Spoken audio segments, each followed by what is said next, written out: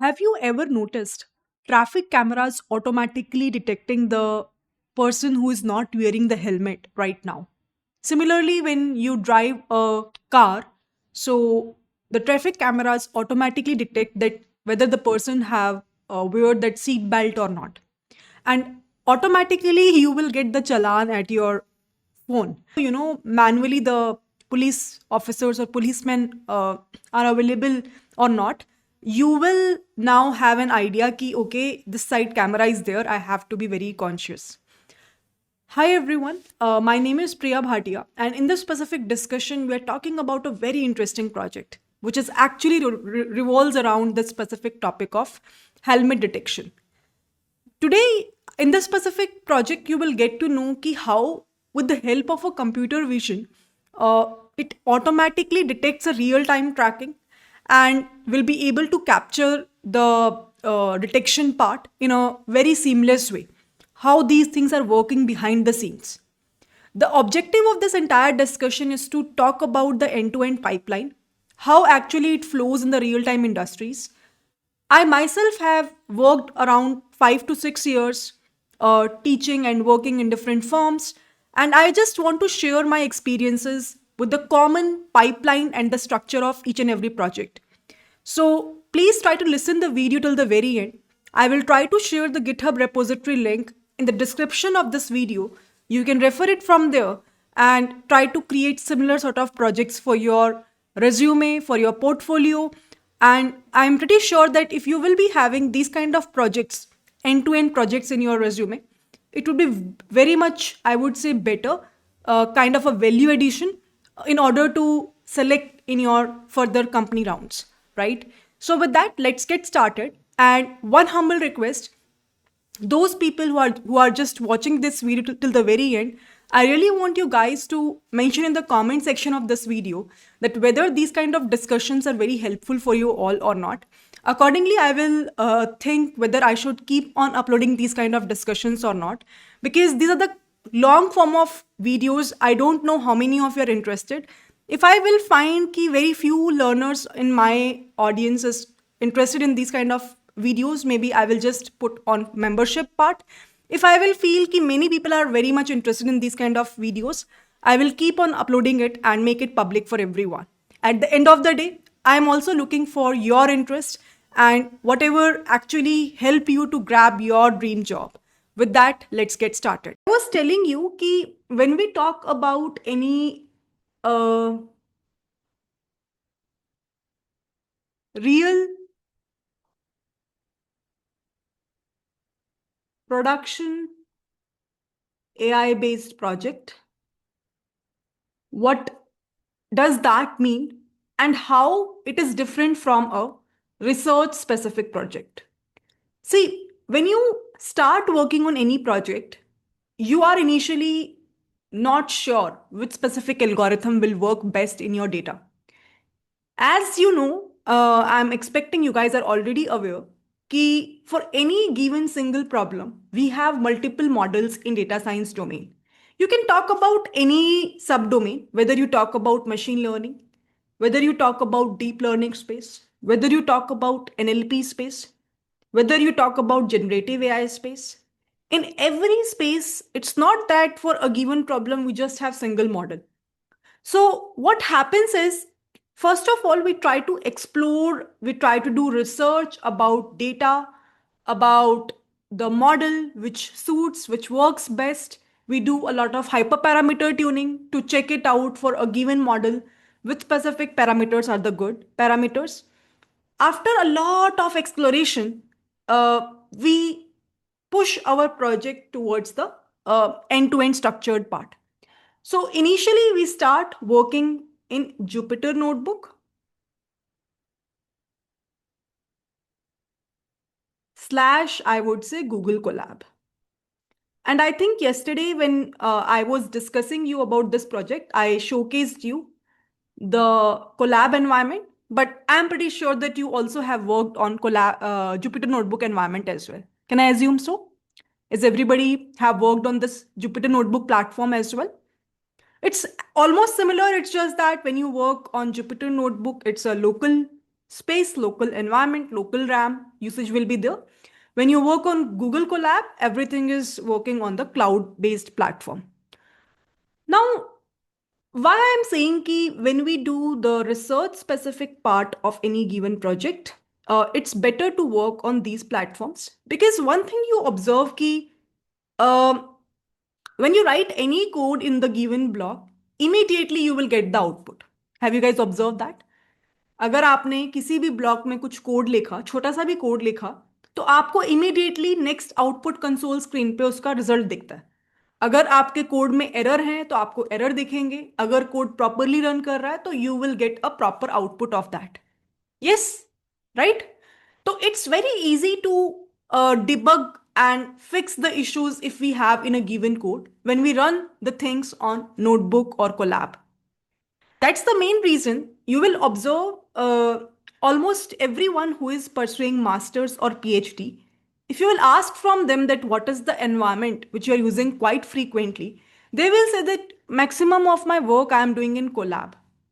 That's the main reason of that, because their main focus is to create something new, some new algorithms. A lot of maths is there. They have to keep on writing new code part, and they have to check that whatever they're writing is actually correct or not. So writing in a VS Code or creating a proper structure of that does not make sense. It's like when you work, when you learn something new, you practice a lot of mathematics question. Let's say today you are learning about trigonometry. So you practice a lot of questions. So that is kind of your rough work. You know? And then once you gain an expertise of that concept of trigonometry, you will say, ki, I now have a very good fair notebook where I will try to write all the critical nodes in a structured way. So initially you have done a lot of research, you have done a lot of rough work in the Colab, in the Jupyter Notebook. And once you finalize everything in your head and you have written the proper structured notes in your Colab environment, you will transfer your work in the VS Code or beat any other platform like PyCharm or whatever you are using, any other IDE also. The important point is that when we try to create any production level AI based project, it's very important that when we give our deliverables, so those deliverables will be in a structured folder. Those deliverables will be in a structured folder. Yes, we can also use Jupyter Notebook in VS Code itself. And that is what we usually do. कि हम Jupyter Notebook में पहले काम करते हैं VS Code के अंदर ही, वहां से रिजल्ट फेच करके और स्ट्रक्चर्स बनाते हैं और उस पर काम करते हैं, right? But that is how the complete flow looks like when you start any specific project. Now, by the end of this today's discussion, my target is to explain to you that how data flows throughout the project. What are the main folders that we have to create in every data science project? What is the role of each folder and file? How training, inferences, deployment connect with each other, and how this real world AI application is structured in a proper way. So one thing is very sure, if you attend and listen the session till the very end, you will be able to have an idea about the entire flow of data science project. You will definitely understand what are the critical steps we have, and one of the most important thing is this is a generalized structure. What does that mean? It means that the structure is common for all the different types of projects. Even if you build ML project, DL project, NLP may we have some different, I would say, work to do, but overall, if you will see the structure, that looks same. So today's structure which I'm talking about, it's not limited to helmet detection project. It's generalized, and whatever work you will do, it's common for all the different level of project which you will do in your own work or in your industry work. Okay? So let's try to work around with a, first of all, big picture architecture, how the entire flow looks like. big picture architecture. So I really hope everybody knows ki, how any AI project generally follows in the pipeline. I think we have covered up yesterday also. What was the first step? Do you remember that by any chance, anyone? In a bigger picture, beat any project, complete pipeline, how it looks like. What's the first specific step? Anyone who can just let me know? सबसे पहले हम क्या सोचते हैं?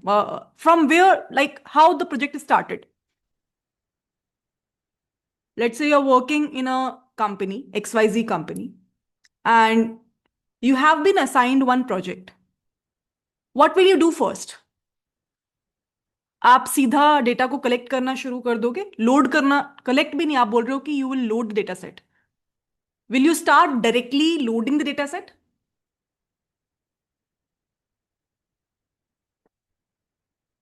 सबसे पहला काम होता है to gain a problem understanding.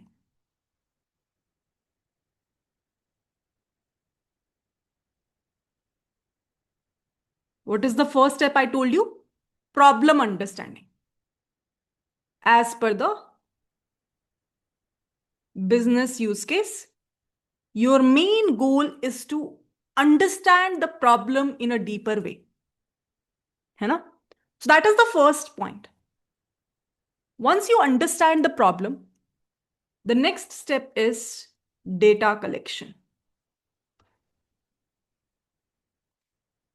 Now, because you are already aware about what's the overall problem is there, acha, to understand the problem in a deeper way, definitely a domain knowledge is also required. Now, it might be the case ki you will say ki I'm just a fresher. I don't have a domain knowledge. So, am I not able to work on that specific project? No, it's not like that. When I say domain knowledge is required, it means that you need to interact a lot with your clients, with your team members who have already worked on that project, if you are a fresher. For example, when I was working uh, at my master's studies, at my master's research at IIT Hyderabad, there I got assigned a project of healthcare domain. And to be very frank, I don't have any idea about healthcare thing at that point of time. So my main responsibility was to have a meeting with doctors on an alternate basis, just to give them a quick feedback on what I have done, and just to ask from them that, what is the CT scans actually tell to me. Because we are not doctors, we don't know internally how the things are flowing. So we are trying to capture the domain expertise from the doctor. Similarly, if you're working in a banking domain, maybe you will interact more frequently with the managers who are already aware about the complete and entire pipeline of banks, or they possibly have a experience of 15-20 years. So they will give you a better insight more than your model, more than the output of your model. That's the whole point. So you will most frequently interact with them to get a better domain knowledge. Okay. The next step is data collection. Now, based on your understanding, you will work on collecting the data. Now, this is a kind of an optional thing. I mean, it might be the case that there will be some public website, from there you will start your project. It might be the case the data part is normal CSV or Excel file. It might be the case that you are dealing with any image-based data, depending upon what specific problem you are solving with. It might be the case that companies has their own confidential websites, and from there they told you to capture the data. There could be multiple possibilities.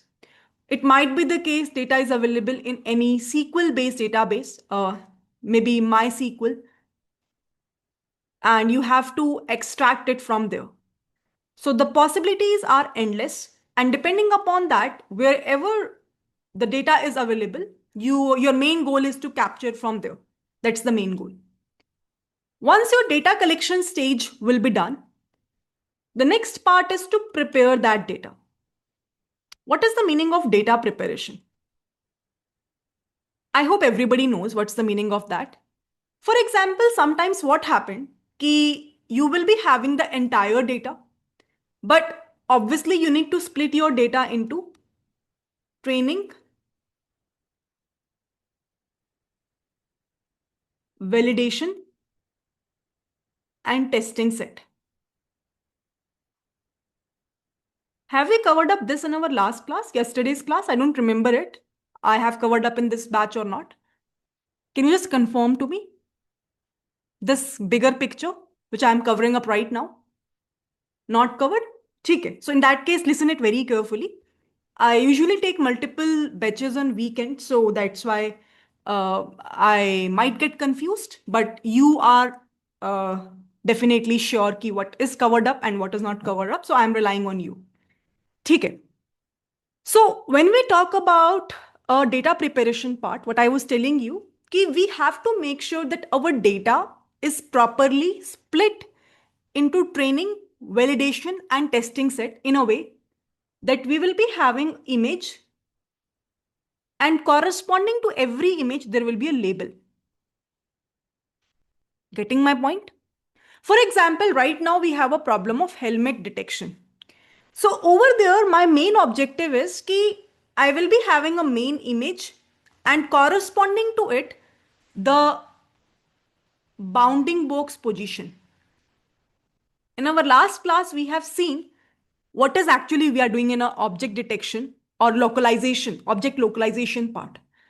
And I have showcased you the output in Google Colab also. This is what I remember very clearly कि कैसे वो helmet के ऊपर एक box बनाता है, something like this, है ना?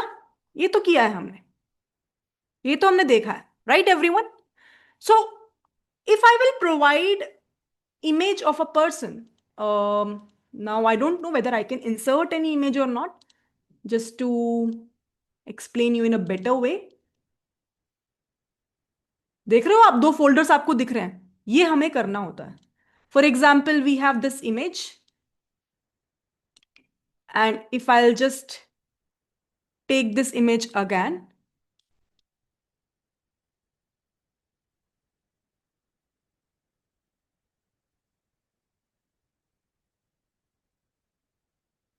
so as our output what we are expecting is this kind of a bounding box, right everyone?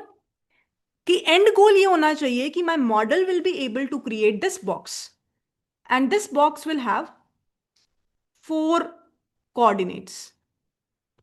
So what is the outcome we are expecting in this specific problem is, corresponding to every image we will be having a label which includes the coordinates of this bounding box. Are you getting my point? So we have a full-fledged image, and corresponding to that specific image, what is the bounding box coordinates? So what will happen is, it means that when I will use my model, be it any model, we are using YOLO, but be it any model, it will understand the pattern by having multiple images in it, in the training set, कि हमें detect क्या करना है, what is actually we want to detect. Is this fine? Is this clear? So data preparation in terms of this specific project is this. In terms of machine learning project also, you will do the similar task, but over there you will be having a, I would say, numeric based data. Apart from this, in machine learning, also in deep learning also, you will have to do, if required, some steps of data cleaning. It might be the case that your data in terms of machine learning contains null values, contains outliers. So you have to tackle that. In deep learning stuff, it might be the case that you will be having imbalanced classes if you are solving a classification problem. So you will apply techniques like data augmentation to handle that. You might try to convert your grayscale image to RGB or RGB image to grayscale, depending upon what specific problem you are solving. So data cleaning And EDA is a very famous steps that we do specifically in machine learning. In deep learning, we do something called as data augmentation. If required, data augmentation meaning uh, we are trying to increase the data by rotating, flipping, changing the texture of a given data. We are trying to do an image resizing by fixing the size of the image. Apart from this, we try to do a conversion of any image from RGB to grayscale or vice versa. So all of these are the possibilities that we have when we are doing a data preparation task in deep learning space, in DL space. समझ में आया? Is this clear to everyone? So right now our main focus is to, because our data is fine, there is no as such problem in our data, and we are doing a localization problem. So our main task in data preparation is to split our data into training, validation, and testing set. Now, over here, usually we take the ratio of training set as 70% of our data. Validation and test set is like 10% in validation, 20% in testing. Now, usually what happens is ki, first of all, whatever be the model you have created for the training set, your model starts understanding the pattern of that helmet. We will check the output on validation set. If the output is working perfectly fine, then we finally check for the testing set. So it's like one more layer to make sure that our model is robust, our model is generalized well. Are you getting my point? Is this clear? So problem understanding, data collection, data preparation. Once our data is prepared, what's the next step? What's the next step? Any guesses? Data आपका prepare हो गया, आपके पास 3 folders बन गए, training का, validation का, testing का. 70% data आपने ट्रेनिंग में डाल दिया, 10% अप्रोक्सीमेटली वैलिडेशन में है, 20% अप्रोक्सीमेटली आपका टेस्टिंग वाले फोल्डर में है. अगला स्टेप क्या होगा? What will be the next step? Model training, definitely. Now, because you have already done your research and you know that which specific model will work best, so you will start training your model. You will start working around with training your model, whatever be the powerful model you think for a given task. Once your model is trained, what will you do next? You will save your model so that in future at any point of time, when I need the predictions of a model, I don't need to rerun the model again. Because always remember, especially I am saying this in deep learning space, this is a very costly task. Model training is a very, very costly task. Why is that so? Because when we are dealing with the images or image-based data, it requires GPUs. It requires, effective RAM. It requires sometimes supercomputers also. And that's why you will observe in the colleges like IITs, IIScs, they have their own GPUs available in their labs, right? Especially all those colleges where the research work is going on in the AI domain. For example, IIT Hyderabad have, IIC Bangalore has, IIT Bombay has. I'm not sure about other IITs, but yeah, these three I'm pretty sure because I have few of my friends' network and I myself have done from IIT Hyderabad. So whichever college contains specialization, for sure they have their own labs where GPUs are available. And the cost of these GPUs is very huge. To experiment with, you can check on Amazon the laptop which contains GPU. For example, my system has NVIDIA GeoForce RTX. You can check. And the RAM size. If you will increase the RAM size and expect a good GPU, the cost of your laptop will go up. Right? That's why many companies prefer to go on cloud-based platform also to do the training part, because it's very difficult to give all the employees very high quality laptop, especially in the startup. MNCs maybe they can afford, but startups might not afford. So that's the overall thing. Model training is done. Model saving is required. I already have mentioned why is that so. Once you save your model, now you don't need to retrain the model again and again. You can just directly use your saved model file and you can predict your outcome. Exactly. RAM, and it's not only about due to AI. I think right now I don't know. You guys better tell me कि gaming वाली चीज भी काफी peak पे. I can see at least for boys there is a lot of craze of gaming. People are making careers out of that. I'm not into that much gaming part, but yeah, because of these two things, I would say the prices are going really up, right? Model training, model saving, at the very end, the inferences. Once you will be save your model, the next important thing is you will try to make a predictions. Ki how the model actually works, what is the end-to-end prediction looks like, whether it is giving me a accurate bounding box or not. And after this, the end goal will be the application deployment. Now, once you will be having a model ready with you, you know that its prediction is also very good. You will deploy that model.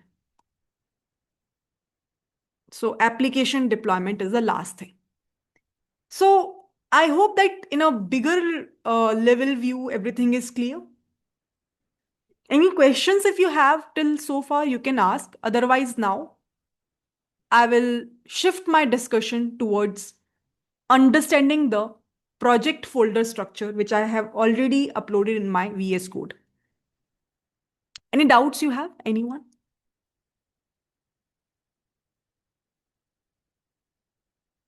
Any other doubt? Any other learner? Any doubt? No questions, right? All good. ठीक है. Very good. Great. Awesome. So now what we will do? What I have done is I have already shared you the folder link where I have uploaded the folder, the complete entire structure of this project. But for now, just focus in the session. And over here, you will observe key. This is the folder we have. So what you have to do, this is the project of helmet detection. You can right click in your system. You can open the terminal. As soon as you will open the terminal, you will say code dot. As soon as you will mention code dot, an instance of VS Code will get opened up. Are you getting my point? Is this clear what I have said right now? So you have to open the entire folder. You have to open the entire project in one specific path only, right? So what I'm saying is wherever you will store your files of this helmet detection project, what you have to do is you will have to click open in terminal, mention code space dot. You can try if you want. And once you open that, within that specific folder structure, VS Code will open up and all the internal files will be available in your left hand side. Everybody knows this much? Or are you seeing this for the very first time? Everybody knows this much, or are you seeing this for the very first time, this command? Code space dot. If you want to experiment, you can experiment right now. Just try to do it. If you're seeing it for the very first time, just try to do it. हो रहा है सभी का open?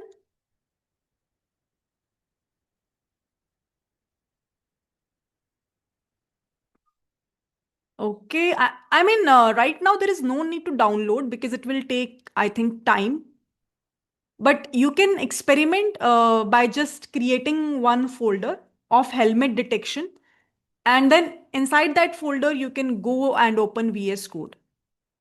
It will be opened up. ठीक है? I need a quick confirmation. Is this something which is okay?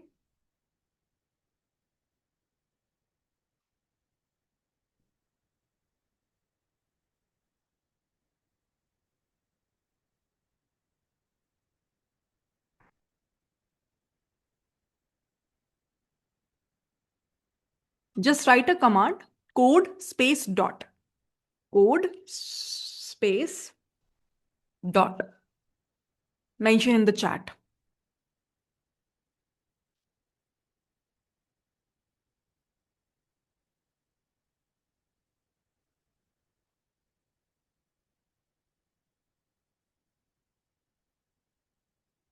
Karlo, I am waiting for a few minutes. If you want to download also and you want to try, just do it.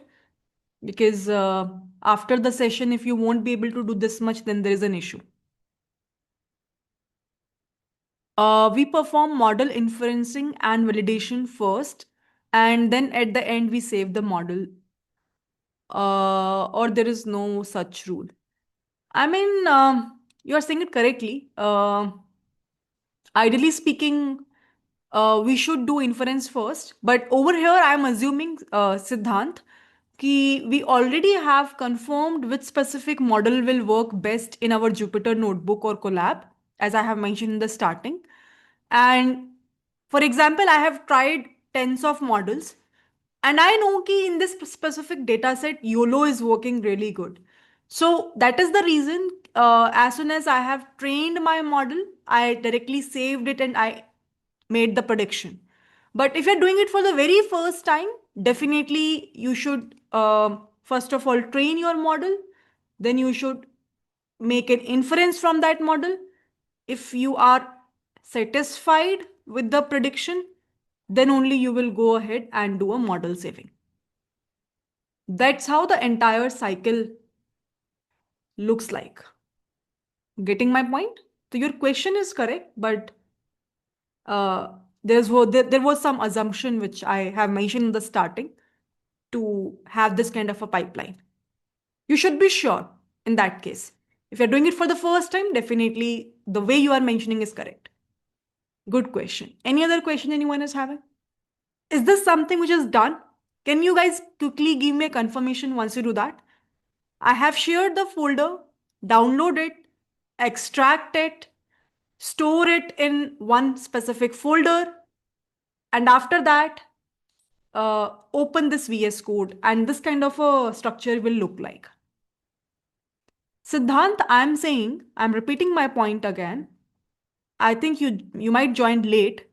In the starting, I told to everyone कि when you start any project, the good or the best practice will be कि first of all you do a research on that project.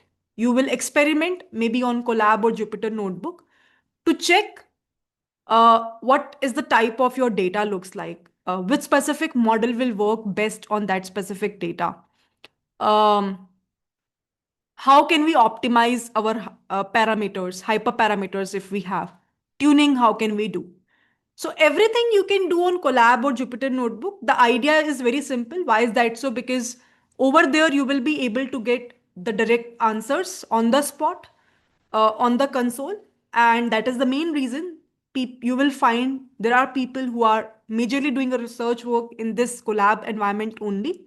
And once you are satisfied with your work, with the predictions of the model, then you will try to shift your work into a structured format that we're covering up right now on VS Code. So what I'm trying to convey over here is कि if you are already did your research and if you're sure कि this specific model will work best for me in this specific case, so in that specific scenario, definitely this is the ideal pipeline which you will follow, right? Problem understanding, data collection, data preparation, model training. Now, because you know this model is the only one which will work best, you will do model saving and then inferences. But if let's say you are saying ki Priya, I am just doing a research only directly in the VS Code and I am doing it for the very first time. In that case, I would prefer कि model training कर लो, उसके बाद inferences check कर लो, and then finally whatever model you feel is working best, that model only you can go ahead and save it. Now it is fine to you? Siddhant, is this clear now? All good? Is everybody is fine? Are you guys able to open this structure now? Quickly, if you can give me a confirmation, that would be great. Okay. So simple, open in terminal, code dot, and if you have, wherever you have stored this entire structure of helmet detection part, you can just go inside that and then you can click on that. It's a very good practice because wherever your entire folder is there, all the files will automatically loaded inside the VS Code. And now you can see on the left hand side, everything is there. So shall we continue our discussion from here? Everybody is ready? Shall we start now? All good? Now in this live discussion, I will share with you how the entire structure looks like. What is the flow, how the things will flow in this entire structure, and how we will be able to get the final results. I will showcase you in a live mode. Is everybody is ready?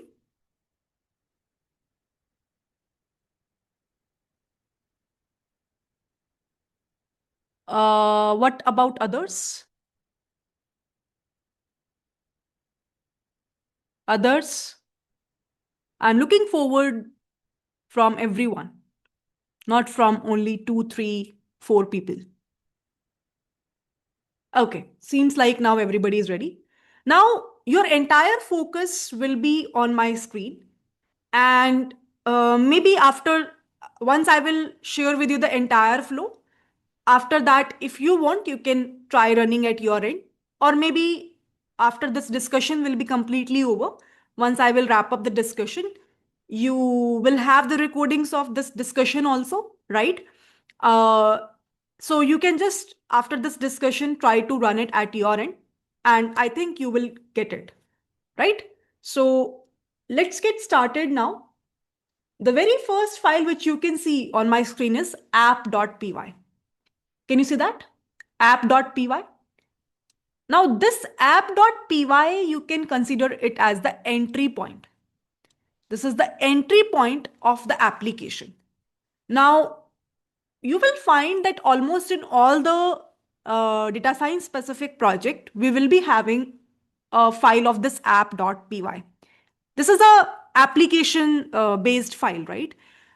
The main purpose of this file is to load the trained model, is to accept the user input, is to send the data to the detection pipeline over the specific part, to return the prediction result, and to handle finally the file upload and result storage.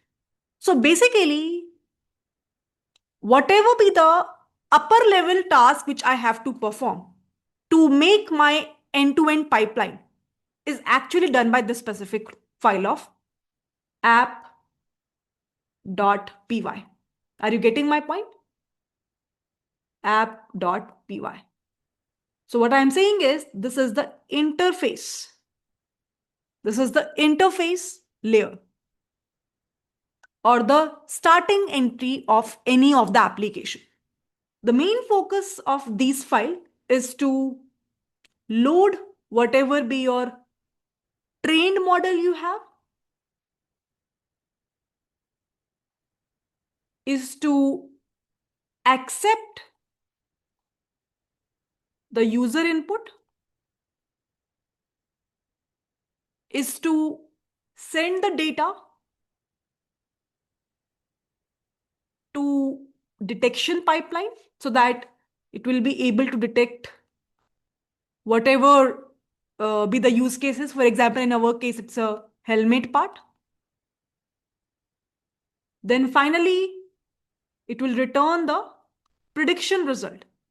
Acha, what is the prediction result in our case? What is the output or the prediction we are expecting from our model?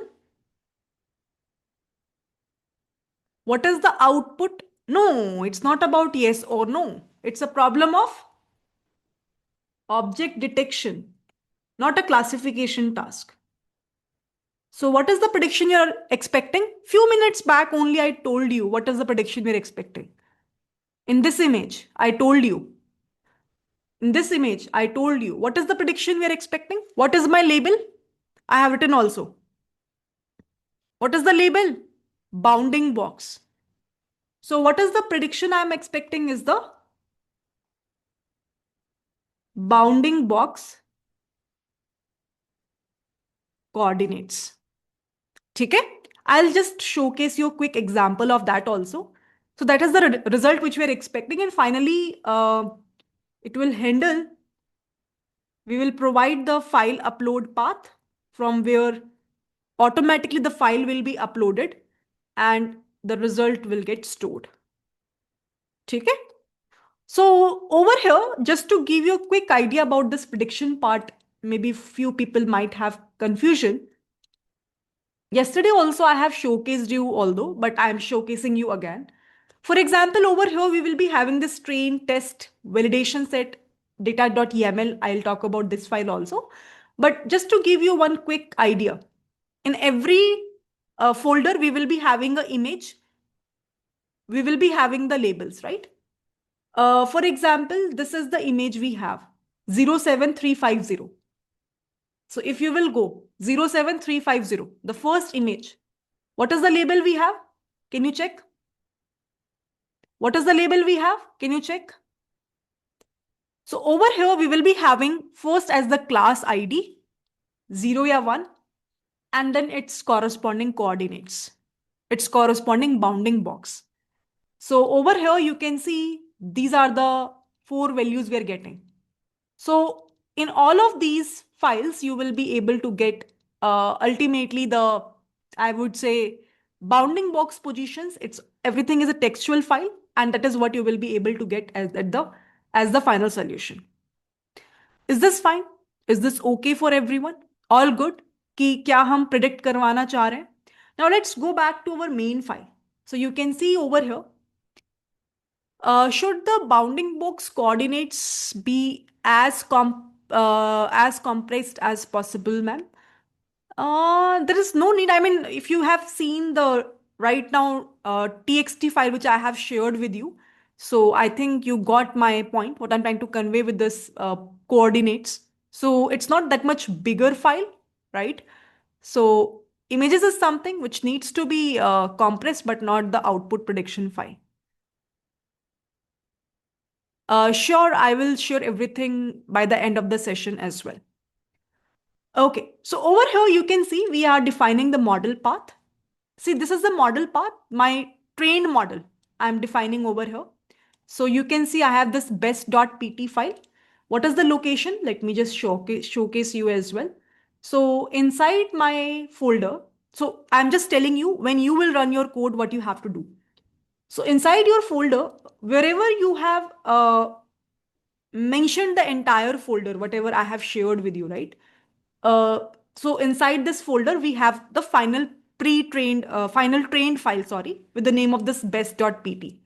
So you have to specify the location of this model file, because always remember, in the application part, whatever be the predictions you will get at the end of the day when you will run the code, this is relying on this trained file, trained model that you have, because that is where it contains the weights, it contains the final, I would say, important knowledge, which is actually helping the model to detect the helmet, right? After that, the path of uploading the directory result, the path of result, and then it is creating a directory of upload and result. So over here, we are using over here, you can see Fast API. Now, I'm not sure how many of you are aware about Fast API. Anyone having any idea? Are you guys aware about Fast API? What about others?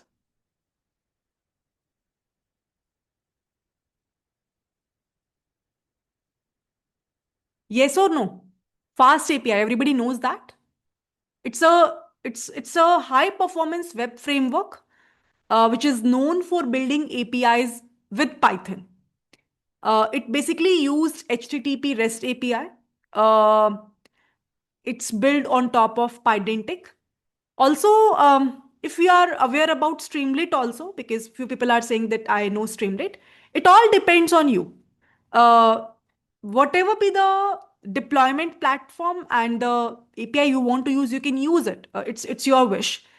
Uh, Over here, we are using this fast API, and we are saying the title will be helmet detection API. Description will be YOLO V8. This is the model we are using. REST API for helmet detection. Now you can see I am using in Python the try except block. I hope everybody knows about this. This is basically used for exception handling tasks. We are saying that if uh, the trained model is available in the model path, take that as it is.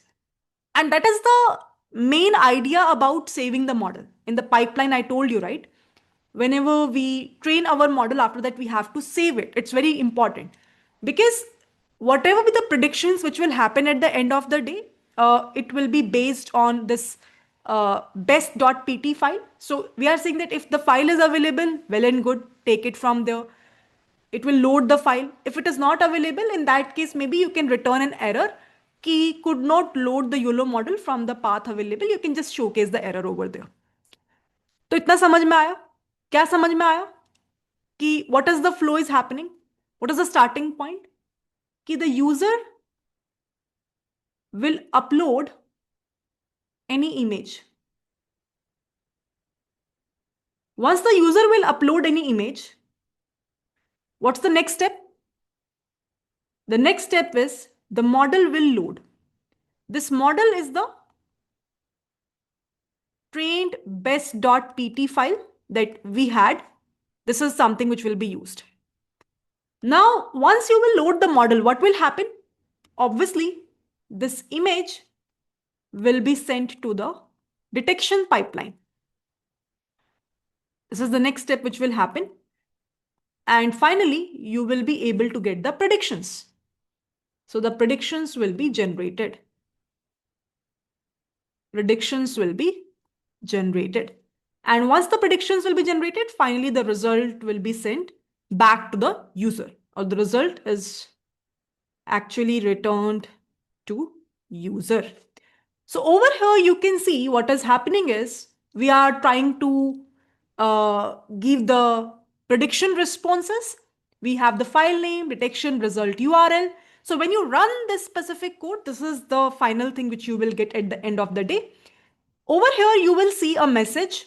I will just right now, at the time of running, showcase you everything. So don't worry about that. You will get helmet detection API is running. Visit /docs for Swagger UI. As soon as you will go inside that, this is the prediction endpoint that we will be having. Over here, you are saying /predict/. This is the complete URL link which you are providing. The response model will be the prediction response.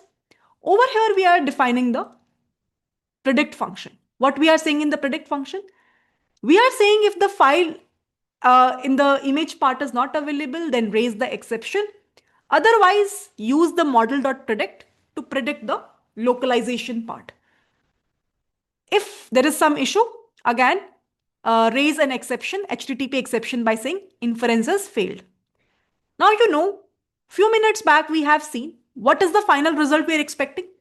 We are expecting the class ID. We are expecting the label 0 or 1. We are expecting the confidence score up to 3 decimal places. In the last class, yesterday only, I have showcased you. When we have the bounding box, I need a confidence score of that as well. It will be able to detect that specific helmet with which specific confidence score.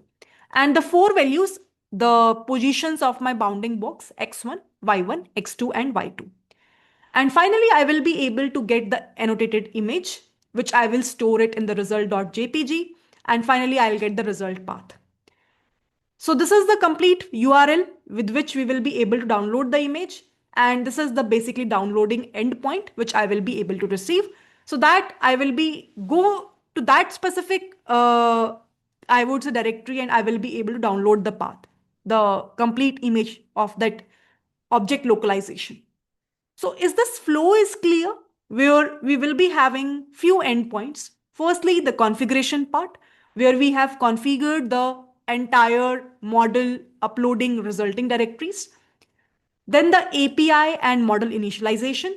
Then the response model, where we are working on the prediction part. Then the root endpoint, where we are starting our, API running part. I mean, when you click on that URL, this is what the message you will get. Then the prediction endpoint, this is where you will get the final prediction by using model.predict. After this, the result, where you will get the class ID, the confidence score, the bounding box labels, and the annotations corresponding to it. And finally, the last thing is downloading endpoint, where you will get a proper URL if you want to download the image from where you have to download it. That's the complete and flow कि user ने upload किया image, model को load किया, फिर हमने image को हमने detection module में भेजा, प्रिडिक्शन जनरेट हुई, और फाइनली रिजल्ट जो है यूजर के पास रिटर्न हो गया.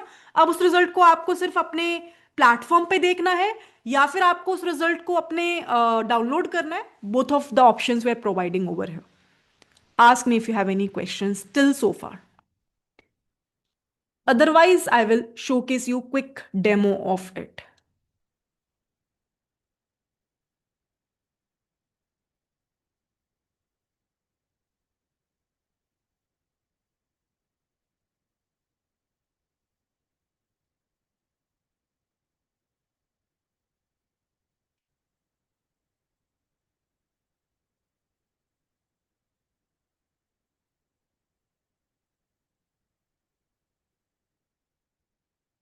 Yes or no? Is this okay? I'm thinking to restart my system and showcase you a demo from scratch. Or this is something which I done before the session. It might take few minutes to load the thing again. So I'm just thinking कि क्या करना चाहिए. Scratch से करें या फिर server चल रहा है तो यहीं से शुरू कर दें. एक बार आप देख लो, अगर बहुत टाइम लगेगा तो एटलीस्ट यू नो कि what is happening, right? So what is happening is you will see this kind of how to run the application. So we have a command. So in your terminal, you will have to write the command uvcon app.app, and you will reload the app. Once you write the command, what will happen is this kind of URL will come up. So you have to open this specific URL of 127.0.1.8,000. How it came up? This is something which we have defined, everything, the port and everything. In our code, we have defined it. So if you will check where we have defined it, can you see the entire URL and everything we have defined over here? So in the same URL, if you will open on your system, this is how the things will look like. And now you will see get, you will see predict, you will see further prediction responses, the validation error and everything. So over here, what I was doing before this session is I was trying to just trying it out, executing it. So over here, you can see the URL for getting, the URL for predicting. So over here, you can see I can predict the file. I can just choose any specific image, and then I can again click on execute. Just give me a second. Let me pick any random image, and then I can showcase you. Maybe we can take a image of, I'll showcase you everything from scratch, although don't worry. Just in case if it will take too much time, at least let me showcase you a demo and then I will run from scratch. Let's say this is the picture we will take. I will execute it again. And once you will see, you will execute it.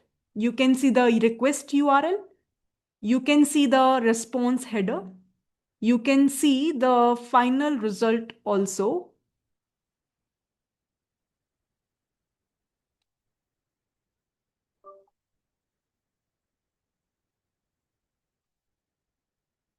What happened? Let me execute this. 0670. 07670. Successful response. Nope. Just give me a second.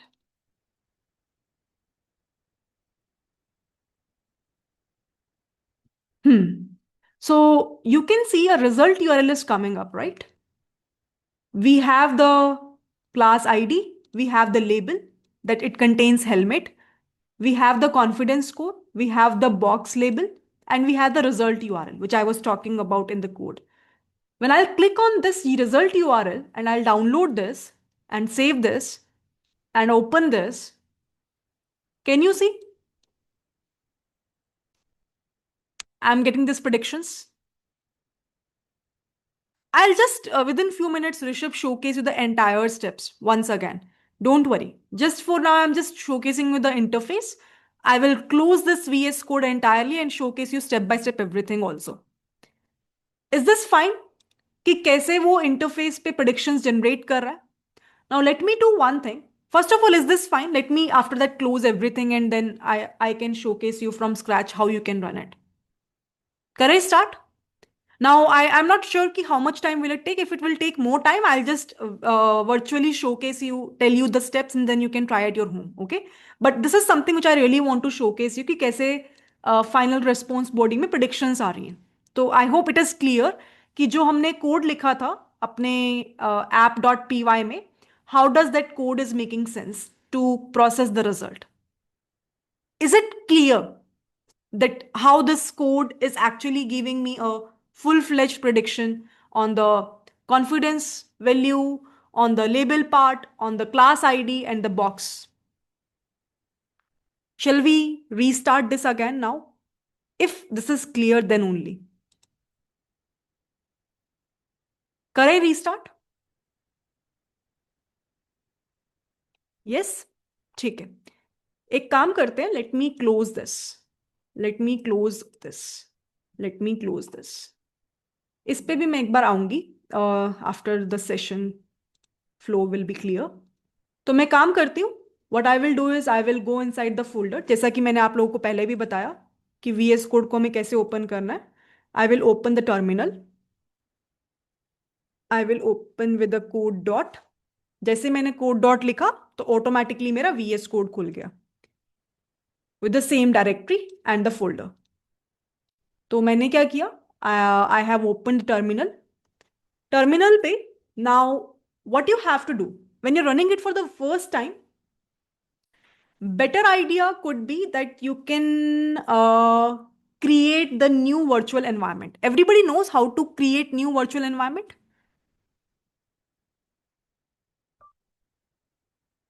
अगर आप लोगों ने मेरा वो जो session है वो check किया होगा, which I have shared with you yesterday, in that I have showcased you how to create any new virtual environment. So I'm not explaining you that specific part because I know that you have a resource to refer for that and that too of mine. So you can check it out. For now, maybe just give me 1 second.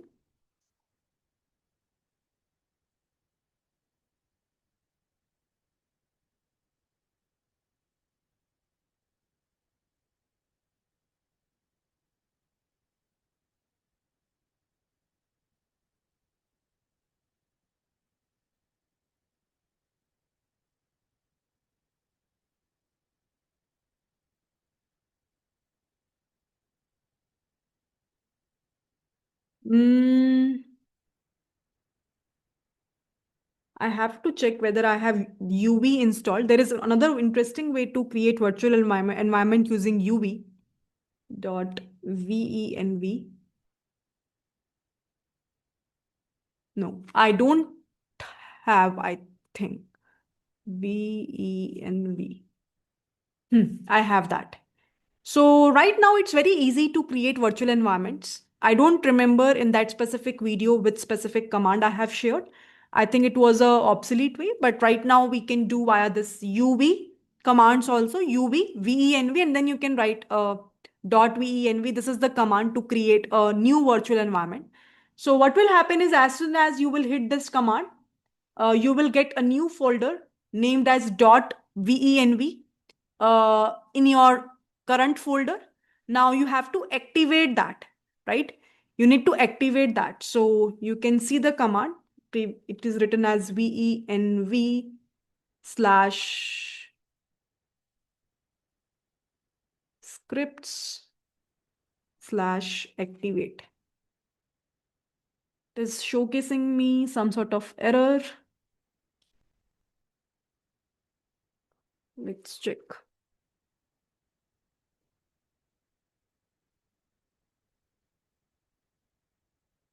Because running script is disabled on this system.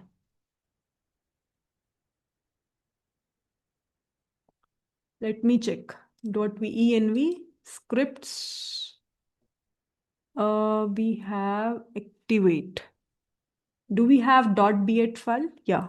Let's try another thing. .bat.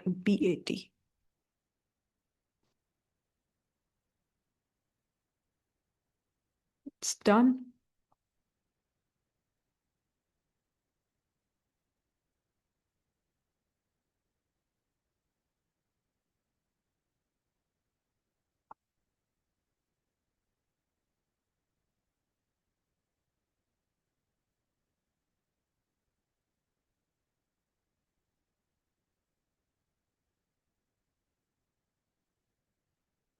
ठीक है? So what I have done is I have activated the command, the venv environment using a git bash. So what is the command I have run? source.venv/script/activate. With this, we will be able to activate the environment. How will we get to know? You can see on top of it now, you will find .venv in a bracket. So it's very easy. 2 simple steps you have to perform. Let me share with you what I am saying. कैसे share करें आपको? एक काम करते हैं, आज का folder बनाते हैं ना, बनाया हुआ है ना हमने. Let me do one thing. And this is a very good practice. I mean, whenever you will work on any new project, first of all, create a new virtual environment. So what will happen is whatever installations you have to do, you will do in that virtual environment only. So what project demonstration and running commands. ठीक है? तो मैंने क्या बोला? First step is to create the virtual environment. So how can you create it? You can use, there are 2 ways. First way I have mentioned in my video, which I was referring yesterday. Another way, which I have just now shared, you can say uv command venv.venv. So what will happen is using this command, you will be able to create a new virtual environment with the name of .venv. Once you will do that, after that you have to activate. This is how you will create the virtual environment. And then the second step is to activate the virtual environment. So what you can do over here is you can go inside a git bash. And inside going git bash, you can write a command like source. And then you can specify the path venv. Inside this scripts activate. So what will happen is it will be activated and you will be able to see .venv in your git bash afterward. I think it is accessible to everyone. You can take and copy the commands from here if you want. ठीक है? इतना समझ में आया? Clear है? All good? Shall we move further?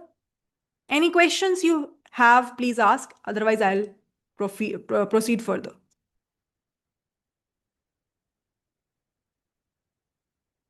No need to add .bat. It was not working fine, at least in my case. That's why what I have done is, over here you have multiple options to open in PowerShell, command prompt, git bash. So you can go to git bash and then write this command. It will be working fine. I'll come into that step, Krishna. After that, you have to definitely install requirements.txt. So you will observe now कि inside this you will be having, when you write ls, requirements.txt file. Everybody can see that? Just check it out. When you write this list command ls, you should be ideally able to see these folders: app, data, Docker file, model, notebook, readme, requirements, SRC. Everybody can see these folders, these files available with you guys.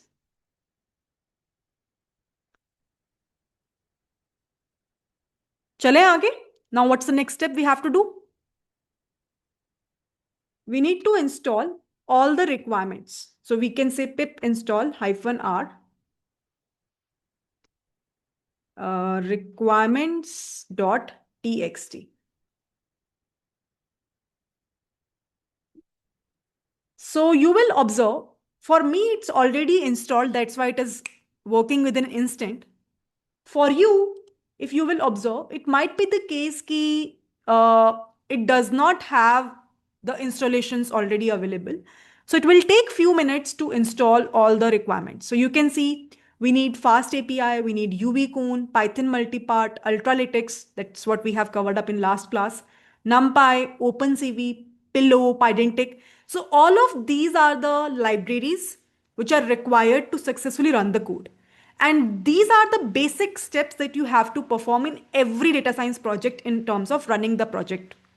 So the next step is to install all the required libraries.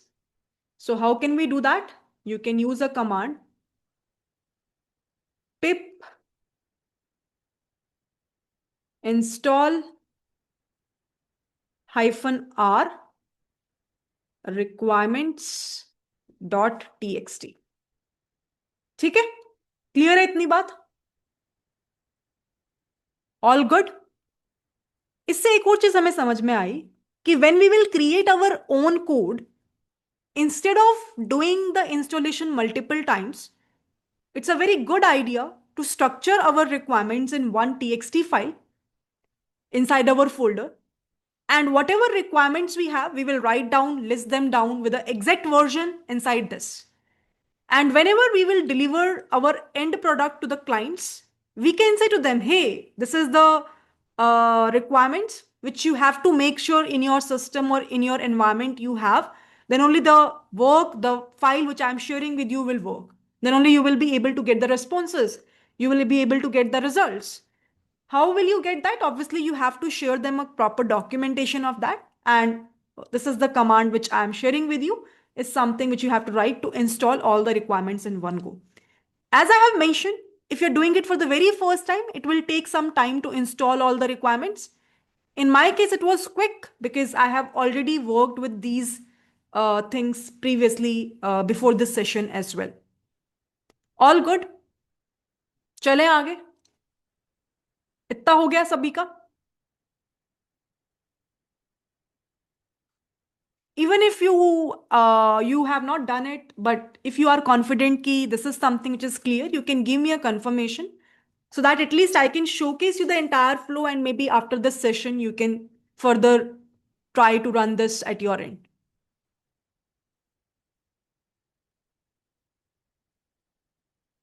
Now the next step is to run this app file. So you will say uvcon app.app, and inside this you will reload the application. Now you can see it is saying uvcon running on, it is giving me the website name. I think it's my bad. By mistake, I have tapped the button. Let's see.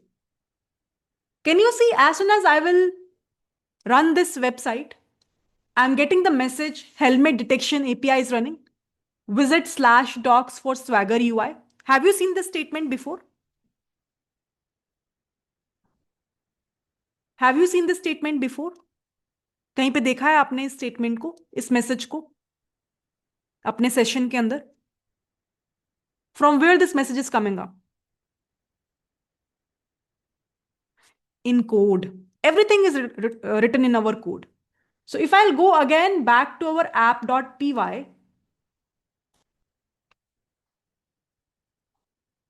can you see in the root, what is the message we are saying?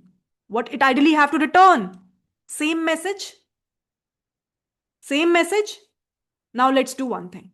It is saying go to slash docs. So what I will do, I will say slash docs. Can you see? We are getting helmet detection API. Over here, YOLO V8, which we are working with, REST API for helmet detection. And we are having folder like get. In the get part, we have an option to try it out. I'll click on that. I'll click on execute. And you can see it is saying ki the request URL is this 127.0.1.8000. This URL from where it got, again, we have specified this inside our app.py. So you can see the response bodies, helmet detection API is running, visit docs for Swagger UI, the content length, the content type, the date, the current date which we are having, server we are using under UV-Cone server. Now, what is the response we will be getting as a string form, right? Now, let's go to the predict part. In the predict part, again, I'll click on this try it out. I'm getting an option to choose a file. So what I will do is now, I will randomly put any random file to test that whether our model is working perfectly fine or not. So maybe let's take this specific file. And I'll click on execute button. It will take some time, obviously, because internally it is loading that train model and then it will give me the prediction. So you can see this is the file name which I have taken. And this is the detection complete end-to-end module which we are getting. The class ID is 0. Label is with helmet. It means that in the specific image, helmet is there. Confidence score is 74.6%. Box, you can see 4 directions I am getting, 4 values I am getting, x1, y1, x2, y2.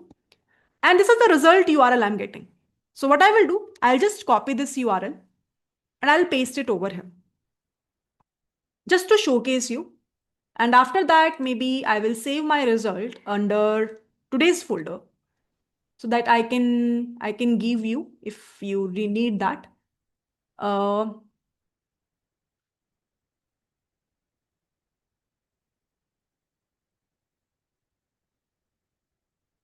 ठीक है? You can upload random image as well. This is a random image only I have uploaded. Okay. So you can see this is the outcome by our best.pt model, which we have trained. Is this good? Is this clear to everyone? So over here, again, if I'll go back, now what you have to do, you need to use this UV-Cone platform, the command to run this app file. You will reload that. And once you do that, you will definitely find this URL link because that is what we have defined. And inside the docs, you will find get, predict, and accordingly, you will get the predictions, you will get the responses.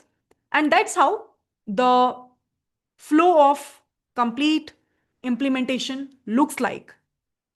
Is this okay? Is this clear? And everything, whatever work you are doing, you can see the responses 200 okay. It means things are working smoothly. जैसे ही अब मैं इसमें button tap करूंगी तो ये बंद हो जाएगा but before that is this something okay? Now you can try randomly any image and you can see you will get accordingly the label as with helmet or without helmet, and accordingly you can see the URL. You can go to that URL, you can download it, you can play with it. Till so far, is this okay? Shall I move ahead with the remaining files that we have in the folder and what they are doing? So that this is app.py. Always remember app.py is the main file. Now, apart from this, definitely to get that main file, to get that trained folder, trained model, we need some other files, right? So that is something which we have to look on to it. Is this okay? चले आगे, थोड़ा सा आगे बढ़े. Any questions you have till so far? Now is this clear? Previously there was some questions कि कैसे हमें run करना है from scratch.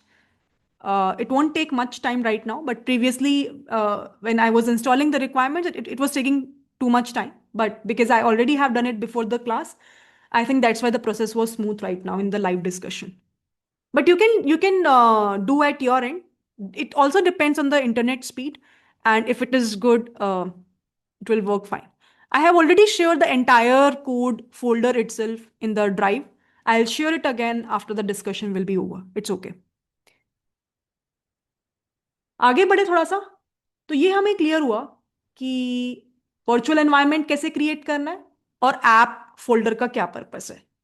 But apart from this, you will see other folders also. Data folder is quite easy to understand. Data is the folder which contains the entire data set. So you will be having the images. Few minutes back, I have talked about it. Train, test, and validation. You will be having the labels corresponding to it, which indicates the bounding box values. Apart from this, in the data part, you will find a data.yaml. What this YAML file indicates? Can you see? Number of classes. We have 2 classes. Do you remember? In our final prediction, I was getting the label as with helmet. Do you remember? Right, everyone? So why is that it is saying? Because we have one of the label as with helmet. We have defined in YAML file our data, number of classes, names, train, validation, test, where exactly they are available. So the configuration of the entire data specific part will be available in this YAML file. So you are saying I have 2 classes, with helmet, without helmet. Training folder is available inside this. Validation is over here. Testing is over here. Done. We have a model folder. Obviously, in the structure part, model folder is designed to store your model, whatever be your best trained model that you have, you will store inside this specific folder. You have one notebooks folder.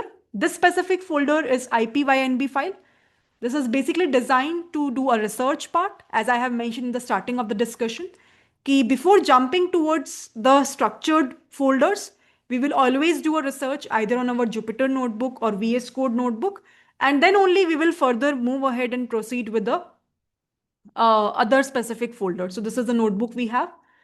After this, you can see we have in the SRC all the components. So this is where our main learning will come. This is the core deep learning or computer vision or ML logic SRC folder. In every data science work, you will always refer the SRC folder because your main work lies inside that.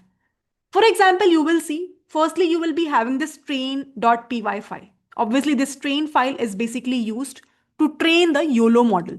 So you can see over here, you have defined the train, you have defined your data YAML, which contains the configuration of the data specific part. What is the folder? What is the path of training set, testing set, the number of classes, the exact labels, how many epochs we have to run. Have we learnt about this term of epochs? What does that mean in our yesterday's class? Need a quick confirmation. I don't remember it. Have I discussed this term or not?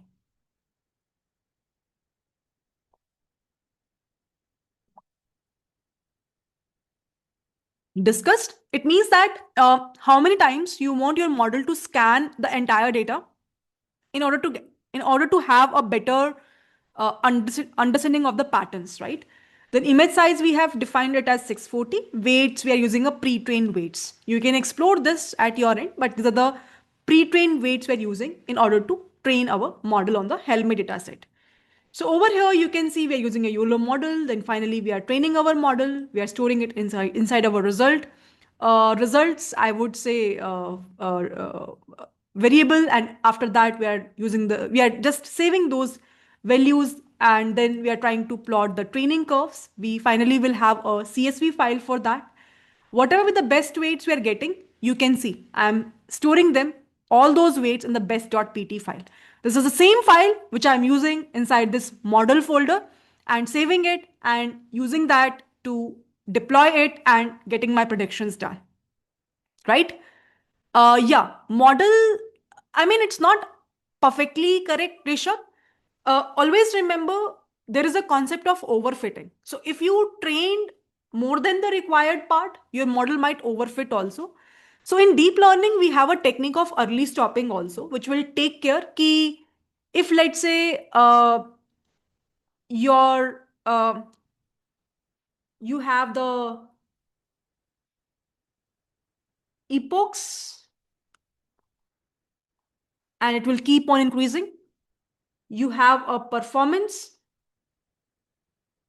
on the y-axis, and let's say you are saying ki as and when I am increasing the number of epochs, the performance of my model is increasing. This is about training set, by the way. Increasing. But you have to also take care of what is happening in the validation set. It might be the case in validation set also performance is increasing, but after some point of time it was stagnant, and after some point of time it was decreasing. So it means that this is the point where we have to stop the training, because after this, my model starts overfitting. And on the validation set, the performance starts deteriorating. So if that epoch is 100, that is where we have to stop. If that number is 50, that is where we have to stop. So it all depends on that specific epoch number where we will be having a ideal performance on both, I would say, training and testing set. ठीक है. तो ऐसा नहीं होता कि ईपोक्स को हम increase करेंगे तो हमेशा ही मॉडल बढ़िया परफॉर्म करेगा. वो बढ़िया परफॉर्म करेगा, बट वो ट्रेनिंग सेट के साथ बढ़िया परफॉर्म करेगा. हमें क्या चाहिए? हमें चाहिए कि मॉडल बेस्ट परफॉर्म करे, ट्रेनिंग में भी, वैलिडेशन में भी, टेस्टिंग में भी. That's the core idea. That is what we say as a robust model looks like. So that is what we have to understand over here. ठीक है. So this is something which we are doing over here. तो main में we are just passing the arguments with respect to data, epochs, image weights, and we will be able to get all these parameters, right? So training हुआ. Training के बाद next step is detect.py. Now what this detection will do? This will help me to get the predictions. This will help me to get that bounding box values, right? So over here you can see my model is ready. Now it will predict whatever predictions I have. I will just save them. I will just try to plot those images, and over here you can finally see that we will be able to get the results directory over here. So one thing is for sure कि in any of the SRC file, whether it's a machine learning based problem, whether it's a deep learning based problem, these two files are very important. Training, where you are applying the actual model which is working. Inferencing or detection, where the actual prediction is happening by the model. Apart from this, one more extra file which is required is the utils.py. What is the purpose of this file? This file actually contains the helper function. For example, in this specific today's work, it might be the case I need image pre-processing. I was telling you, right? Image might be of different size. I might require to have one fixed size of my image. I might require to log all my work, whatever is happening. I might require to do a bounding box drawing. All of these things can be done very easily by this utils.py. So you can see over here what is happening over here. This is utilities based function that we will be having. It contains the function for plotting the training curves, for getting the validation metrics. You can see over here.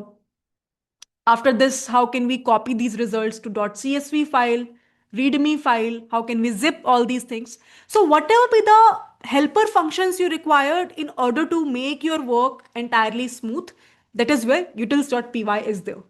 Then you have another interesting file called as webcamfeed.py. This is a very interesting file, but this is majorly required to capture in a real time any videos or the image file. The path is wrong. I'm just correcting it. This is where wherever the path thing is there, you have to correct with your own path. Okay. For example, in my work, this is the path which I have, but in your work, there might be some different path. So when you are running your things, please take care of that. Otherwise, your code will not work perfectly fine. Okay?